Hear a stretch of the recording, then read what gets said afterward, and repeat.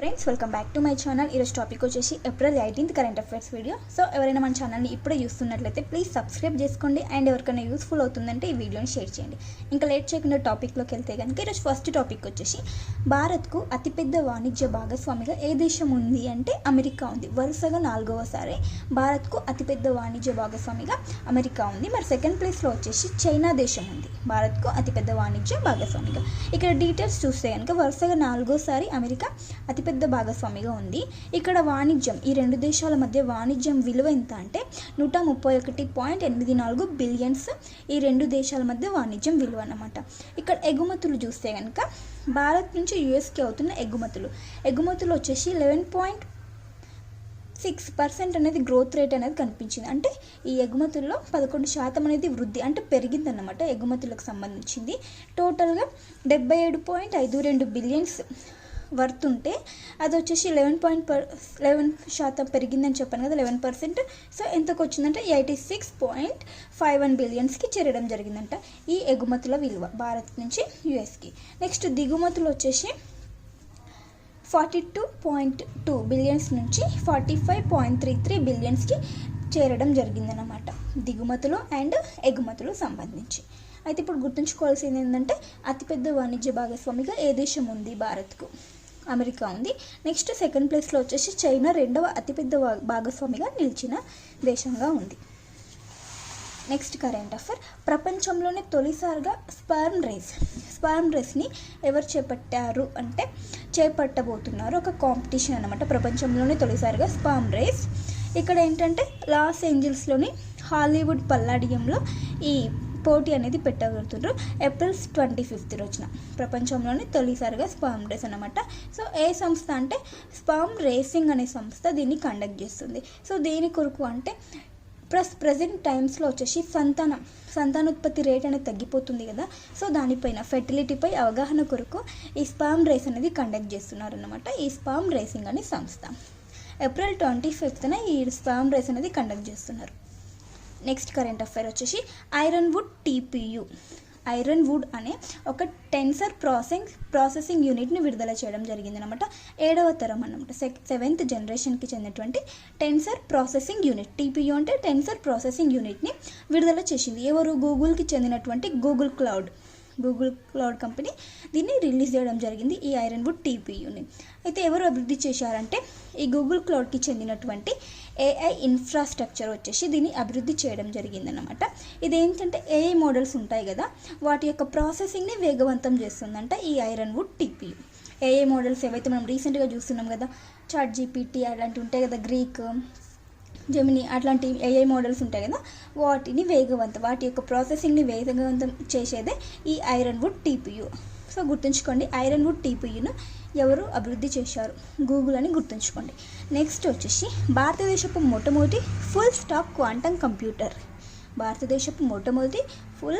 Quantum కంప్యూటర్ని ఎవరు అభివృద్ధి చేశారంటే బెంగళూరుకి చెందినటువంటి ఒక స్టార్టప్ సంస్థ. దాని నేమ్ వచ్చేసి QPIAI ఇండస్ అనే స్టార్టప్ సంస్థ ఈ మొట్టమొదటి ఫుల్ స్టాక్ క్వాంటమ్ కంప్యూటర్ను అభివృద్ధి చేయడం జరిగింది. ఎంత సామర్థ్యం ఉందంటే దీనికి 25 క్యూబిట్స్ సామర్థ్యం అనేది దీనికి కలిగి ఉంది. సో నేషనల్ క్వాంటమ్ మిషన్లో భాగంగా దీన్ని అభివృద్ధి చేయడం జరిగిందన్నమాట. దీని యొక్క ముఖ్య లక్ష్యం ఏంటంటే డేటాని భద్రతంగా ఉంచడం, మెరుగైన ప్రాసెసింగ్ సామర్థ్యం అండ్ అధునాతన సైంటిఫిక్ హిసాబుల కోసం దీన్ని అభివృద్ధి చేయడం జరిగింది. గుర్తుంచుకోండి, భారతదేశపు మొట్టమొదటి ఫుల్ స్టాక్ క్వాంటమ్ కంప్యూటర్ను అభివృద్ధి చేసిన సంస్థ ఏంటంటే QPIAI ఇండస్. ఇదొక Bengaluru startup. Next current affair, ఇది వచ్చేసి స్విగ్గీకి అండ్ కార్మిక ఉపాధి మంత్రిత్వ శాఖకి ఈ రెండింటికి మధ్యలో ఒక ఒప్పందం జరిగింది. సో అదేంటంటే NCS అనే ఒక పోర్టల్ ద్వారా ఉద్యోగ అవకాశాలను పెంచడం అన్నమాట. నేషనల్ కెరీర్ సర్వీస్ అనే పోర్టల్ ద్వారా ఉద్యోగ అవకాశాలు పెంచేందుకు కార్మిక ఉపాధి మంత్రిత్వ శాఖ స్విగ్గీతో ఒప్పందం చేసుకోవడం జరిగింది.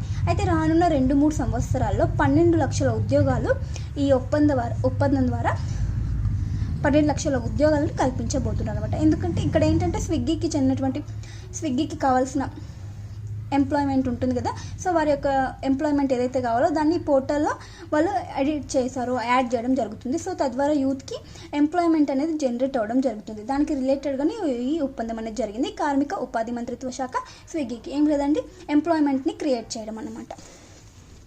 నెక్స్ట్ 2024-2025లో రాష్ట్రంలో ఉపాధి పథకం, తెలంగాణకు సంబంధించినటువంటి ఉపాధి పథకం ఉంటుంది కదా, సో 100 రోజుల పని అనేది ఉంటుంది కదా ఉపాధి పథకం. సో దానికి సంబంధించిన నివేదికని ఇవ్వడం జరిగింది. ఎవరు అంటే లిబెక్ అనే నివేదికని ఇవ్వడం జరిగింది, లిబెక్ నివేదిక. ఇక్కడ చూస్తే 2024-25లో తెలంగాణలో కొత్తగా జాబ్ కార్డ్ పొందిన కుటుంబాల సంఖ్య వచ్చేసి 3% అనేది పెరగడం జరిగిందంట, అంటే పెరిగిందనమాట గతంతో కంపేర్ చేస్తే. అయితే ఇక్కడ 100 రోజులు పనిచేసే కుటుంబాల సంఖ్య, 100 రోజులు ఇది ఏదైతే ఉపాధి పథకం ఉందో దాంట్లో 100 రోజులు పనిచేసే కుటుంబాల సంఖ్య ఎంత ఉందంటే 2023-24 ఆర్థిక సంవత్సరంలో వచ్చేసి 14% ఉంటే 14.8% ఉంటే 2024-25 నాటికి 10.9%కి తగ్గడం జరిగింది. 14 ఉంటే 10%కి తగ్గి, అంటే 100 రోజులు పనిచేసిన కుటుంబాల సంఖ్య ఇది.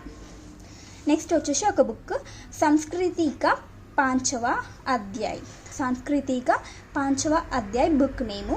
సో ఈ బుక్ని ఎవరు రాశారు అనేది కాదు, దేని గురించి తెలుపుతుంది అని అంటే ఇక్కడ చాలా ఇంపార్టెంట్ అంటే మోదీ గారి ఆలోచనలు, భావనలు కానీ ఏవైనా ఆలోచనలు, ప్రసంగాలను ఇవ్వడం జరుగుతుంది కదా. సో మోదీ గారి యొక్క ఆలోచనలు, ప్రసంగాల యొక్క సంకలనమే ఈ బుక్ అన్నమాట, సాంస్కృతిక పాంచవ అధ్యాయ్. సో గుర్తుంచుకోండి, ఈ బుక్ ఎవరి ఆలోచనలు, ప్రసంగాల సంకలనం అంటే మోదీ గారిది. సో గుర్తుంచుకోండి. ఈ బుక్ని ఆవిష్కరించడం జరిగింది ఎవరు అంటే జునా అఖాడా అధిపతి అయినటువంటి ఆచార్య మహామండలేశ్వర్ పూజ్యస్వామి అవధేశానంద్ గిరి మహారాజ్ గారు ఈ బుక్ని ఆవిష్కరించడం జరిగిందనమాట. సో గుర్తుంచుకోండి ఈ బుక్ దేని గురించి తెలుపుతుంది అనేది.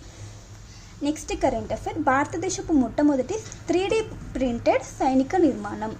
భారతదేశపు మొట్టమొదటి 3D ప్రింటెడ్ సైనిక నిర్మాణం ఎక్కడ చేపట్టారు అంటే లడఖ్లోని లేహ్ అనే ప్రాంతంలో దీన్ని ఏర్పాటు చేశారు, నిర్మించారనమాట. సో ఇది వచ్చేసి 3D ప్రింటెడ్ బంకర్ లాంటి సైనికుల కొరకు. అయితే సముద్ర మట్టానికి వచ్చేసి ఇది 11,000 అడుగుల ఎత్తులో ఉంటుందంట, 11,000 అడుగుల ఎత్తులో. సో మరి ఎవరు దీన్ని నిర్మించారు అంటే ఐఐటి హైదరాబాద్ అండ్ హైదరాబాద్కి చెందినటువంటి సింప్లీ ఫోర్స్ క్రియేషన్స్, ఈ రెండు కలిసి ఈ 3D ప్రింటెడ్ సైనిక నిర్మాణాన్ని నిర్మించడం జరిగింది. నెక్స్ట్ కరెంట్ అఫైర్, ఇంటర్పోల్ పాలనా కమిటీకి అధ్యక్ష పదవిని చేపట్టిన దేశం ఏంటంటే యుఏఈ, యునైటెడ్ అరబ్ ఎమిరేట్స్. ఈ ఇంటర్పోల్ పాలనా కమిటీ ఏదైతే ఉంటుందో దానికి అధ్యక్ష పదవిని చేపట్టడం జరిగింది. లెఫ్టినెంట్ కల్నల్ అయినటువంటి డానా హుమైడ్ ఆల్మజాకి ఈ అధ్యక్ష పదవిని చేపట్టారు. సో ఇక్కడ దేశం ఇంపార్టెంట్, గుర్తుంచుకోండి, UAE. Next current affair, Russia దేశం వచ్చేసి, రష్యా సుప్రీంకోర్టు వచ్చేసి తాలిబాన్లపై నిషేధాన్ని ఎత్తివేయడం జరిగింది. సో ఇంతకుముందు వచ్చేసి ఈ తాలిబాన్లను ఉగ్రవాద సంస్థగా ఈ రష్యా సుప్రీంకోర్టు పరిగణించడం జరిగింది. సో ఇప్పుడు ఏంటంటే వాళ్ళని ఉగ్రవాదులుగా గుర్తించట్లేదు అన్నట్లు సుప్రీంకోర్టు పరిగణించి వారిపై నిషేధాన్ని ఎత్తివేయడం జరిగింది రష్యా సుప్రీంకోర్టు. నెక్స్ట్ ఒక పసుపు యొక్క వెరైటీ, పసుపు రకం అన్నమాట. ఎవరు డెవలప్ చేశారంటే ఐఐఎస్ఆర్ డెవలప్స్ న్యూ టర్మరిక్ వెరైటీ, కొత్త పసుపు రకాన్ని డెవలప్ చేయడం జరిగింది ఈ ఐఐఎస్ఆర్. ఇక్కడ ఐఐఎస్ఆర్ అంటే ఏంటంటే Indian institute of spices research వచ్చేసి న్యూ టర్మరిక్ వెరైటీని ఇంట్రడ్యూస్ చేసింది కదా. సో దాని యొక్క స్పెషాలిటీ ఏంటంటే పసుపు వచ్చేసి లైట్ కలర్లో ఉంటుందంట, పసుపు వచ్చేసి లైట్ కలర్లో ఉంటుంది, దాని యొక్క స్పెషాలిటీ అనమాట. నార్మల్గా థిక్లో ఉండకుండా లైట్ కలర్లో ఉంటుంది. దాని నేమ్ వచ్చేసి ఏం పెట్టారంటే ఈ న్యూ వెరైటీకి ఐఐఎస్ఆర్ సూర్య అనే నేమ్ అనేది పెట్టడం జరిగింది. ఇది పసుపు వెరైటీకి ఈ నేమ్ అనేది పెట్టడం జరిగింది. సో గుర్తుంచుకోండి, ఐఐఎస్ఆర్ సూర్య అంటే ఏంటంటే ఇది ఒక పసుపు రకం అన్నమాట.